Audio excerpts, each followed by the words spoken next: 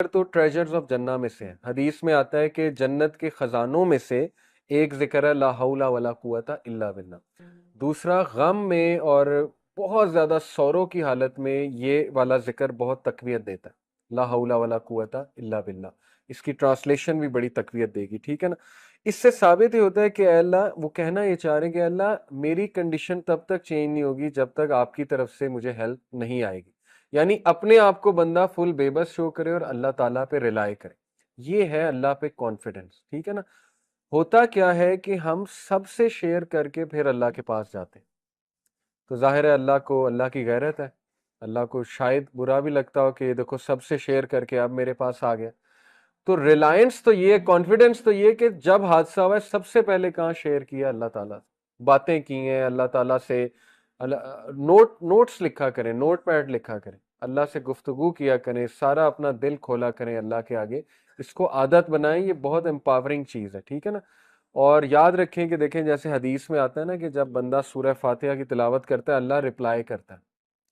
اللہ کہتا ہے کیا میرا بندہ ایکنالج کر رہا ہے کہ میں گناہوں کو معاف کرنے والا ہوں؟ تو جا میں نے اسے معاف کیا.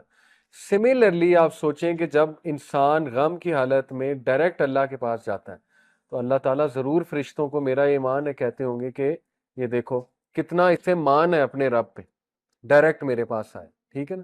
تو پھر اللہ اسے کافی ہو جاتا ہے. یہ حدیث میں آتا ہے کہ جو گمان اللہ کے بارے میں ہم کریں گے وہ پھر اسی طرح اللہ پیش آئے گا. ایک بندہ گمان ہی یہ کر رہا ہے کہ نہیں جی میرا مسئلہ کرنا ہی اللہ نے حل ہے، اللہ نے ہی دینا ہے، بس میں نے اللہ سے ہی مانگنا ہے. اللہ کے نبی صلی اللہ علیہ وسلم تو اتنا بھی نہیں پسند کرتے تھے کہ اگر اونٹ پر بیٹھے ہوئے اور کوئی چیز ان کی اونٹ سے نیچے گر جاتی تھی تو خود اتر کے اٹھاتے تھے. یہ ہمارے نبی کے بارے میں آتا ہے. اور کبھی بھی کسی کو نہیں کہا مجھے اٹھا کے دے دو. یہ توکل کا لیول ہے، ٹھیک ہے نا. مدد مانگنی ہے اللہ سے مانگنی ہے. لیکن یہ کہ ہمارا ایمان اس لیول کا نہیں، تو چلیں شیئرنگ کی جا سکتی ہے، لیکن بہترین یہ ہوگا کہ آپ صرف اللہ سبحانہ و تعالیٰ سے ہی شیئر کریں، ٹھیک ہے جی. تو اس دعا کے بعد اور ایک میں آپ کو بات بتاؤں کہ یہ دعا انسٹنٹ قبول ہوئی ہے. اس لیول کی اللہ کی مرسی، انسٹنٹ قبول. فرشتے آئے، انہوں نے کہا کہ جبرائیل علیہ السلام آئے، انہوں نے کہا کہ جی میرے ساتھ یہ پہاڑوں کا فرشتہ ہے، حکم کریں، بتائیں جی کہ یہ پہاڑوں کے درمیان اس بستی کو کچل دے گا یہ فرشتہ.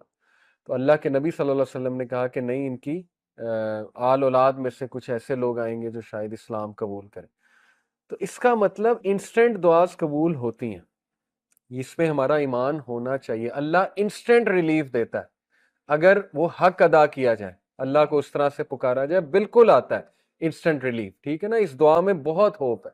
انسٹنٹ ریلیف آیا اللہ کے نبی کو. کیسے؟ اللہ کے نبی صلی اللہ علیہ وسلم ایک درخت کے نیچے بیٹھ کے رو رہے تھے. یہ دعا اللہ کے نبی صلی اللہ علیہ وسلم نے ایک درخت کے نیچے کی، ٹھیک ہے نا. اب اس جگہ ایک مسجد ہے، مسجد عدس کہتے ہیں اسے. عدس کون تھا؟ اتبا اور شیبہ، یہ جو دو بھائی تھے. اتبا جو ہے میں نے آپ کو بتایا نا ابو حذیفہ کے والد تھے اور ہند کے والد تھے اتبا. اتبا اور شیبہ اس وقت طائف میں موجود تھے، اس جگہ موجود تھے، اور اتبا اور شیبہ کے وہاں پہ باغات تھے. یہ دونوں بھائی ہیں اتبا اور شیبہ. اتبا جو ہے یہ جنگ بدر میں مارا گیا تھا، ٹھیک ہے نا. شیبہ یہ میرے خیال مسلمان ہو گئے تھے. اینی تو یہ دونوں نے جب دیکھا کہ ان میں تھوڑی سی سمپتھی آئی، انہوں نے دیکھا کہ یہ تو ہمارے بندے کو اس طرح سے انہوں نے مارا ہے، تو تھوڑی سی ظاہر ایفیلیشن ہوتی ہے اپنے بندوں کے ساتھ، تو ان کی غیرت جاگی. انہوں نے کہا کہ نہیں ہم اس کی مدد کریں گے. تو انہوں نے کیا کیا، ان کا ایک غلام تھا ادس، کرسچن تھا. ادس کے ہاتھوں انہوں نے کیا کیا کہ انگور کے جو ہے وہ باغات تھے غالباً، وہاں انگور کے کچھ جو ہے وہ وہاں پر بھیجے انہوں نے. تو انگور ظاہر ہے یہ اللہ کا بڑا ایک آپ کو پتہ ہے نعمت بھی ہے اور بڑا مزے کا فروٹ ہے. اس کو کھانے سے انسٹنٹ گلوکوز لیول بھی آپ ہوتا ہے. تو یہ اللہ کی طرف سے ایک ریلیف فوراً آیا کہ دیکھو وہ لوگ مشرک بھی تمہاری جو ہے وہ ہیلپ کے لیے اللہ تعالیٰ نے ان کے تھرو انگور بھیجے. تو ادرس جو ہے وہ لش گرین انگور لے کر آئے، اللہ کے نبی صلی اللہ علیہ وسلم نے ایکسیپٹ کر لیا. یہاں سے ثابت ہوتا ہے کہ اگر ایز کہیں سے آئے تو ایکسیپٹ کر لیں. حالانکہ وہ مشرک تھے، ٹھیک ہے نا، جن کی طرف سے ایز آ رہی تھی تو ایز پسند تھے. ہمارے نبی صلی اللہ علیہ وسلم نے ایزینس کو پسند کیا ہے، یہ بات آپ یاد رکھیں. اوکے. ادس نے جو ہے وہ جب فروٹس دیے تو رسول اللہ صلی اللہ علیہ وسلم نے بسم اللہ پڑھا.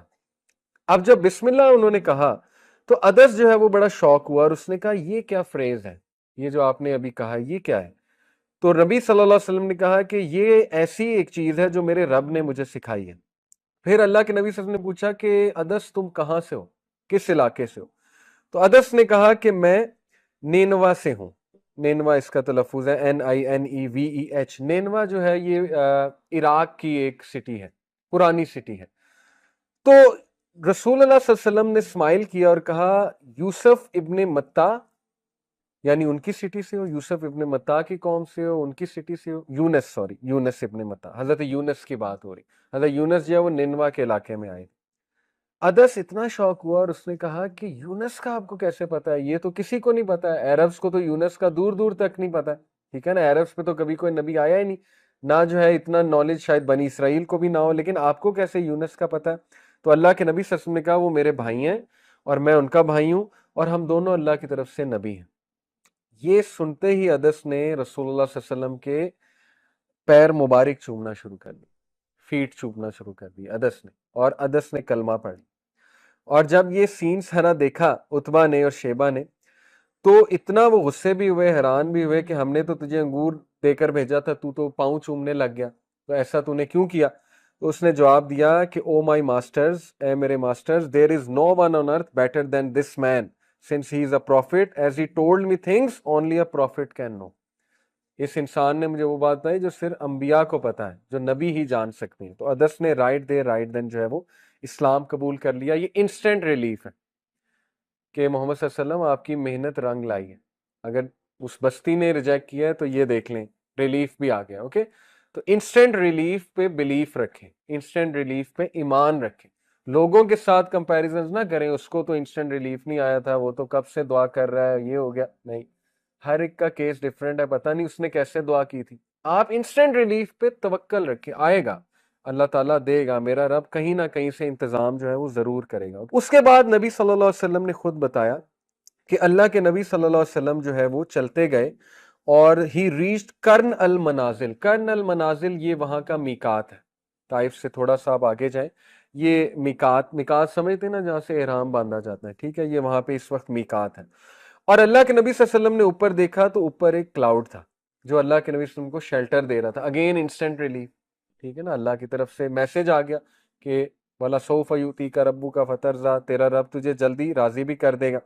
تو انسٹنٹ وہ جو کلاؤڈ دیکھا وہ شیلٹر دے رہا تھا. اور پھر انہوں نے دیکھا کہ جبرائیل علیہ السلام تھے، اور انہوں نے پھر یہ ساری کنورسیشن کی کہ ماؤنٹینز کا فرشتہ میرے ساتھ ہے، وہ